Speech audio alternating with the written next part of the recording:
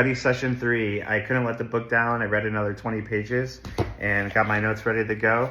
And so the first thing I want to talk about is he mentions that one of his teachers, when he was very young, called him dumb. And then like from then on, he basically had no confidence in the education space. And it just goes to show you that when you're very young, your teachers, your parents, basically anyone older than you, has a huge influence of how you think about yourself and who you become. And so just having like positive impact at a young age is so important. And he also has this line that says, a duality of spirit was coming into focus, outwardly easygoing, but inwardly haunted. I relate to that so heavy because I have that typical, like, one side of me is like a demon thinking negative thoughts. Another side of me is the angel. Like, one side is very extroverted, wants to be around people, positive energy, positive thoughts. And the other side is like high anxiety, overthinking things, very nervous, very shy, very introverted, wants to stay by myself. And I'm always constantly balancing and like fighting both. And he goes to say that he was wearing a mask. He was happy but depressed.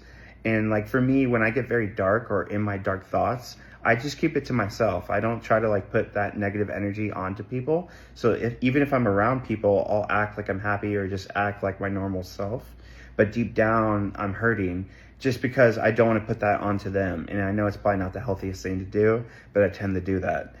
And another thing that he talks about is he was talking to his brother Domingo. He was kind of struggling to think of lines for his raps. And Domingo just says like, write about your life, write about what you're doing, basically your day to day.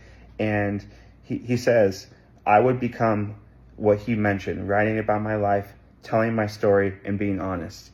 I feel like being yourself and talking about what you've gone through, what you're going through, and how you feel makes you the best artist you can be. Whenever people copy or try to like copy what other people are doing, it's not going to work for you as well. Like, of course you should take influence and like inspiration, but what makes them dope is like probably not going to be for you, and like vice versa.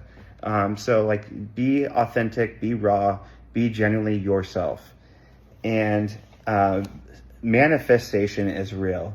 He has this moment where he talks about when he was in a math class and he was about to take a test. He was looking around the room and he wasn't prepared the way that everyone else was. And so he just like half-assed put answers on pretty much every question. And he says, I'm going to be a rapper one day. I'm going to be fucking famous. I don't need fucking algebra. What the fuck am I doing? I don't need to be here. He realized that math wasn't his passion. He doesn't need to know math.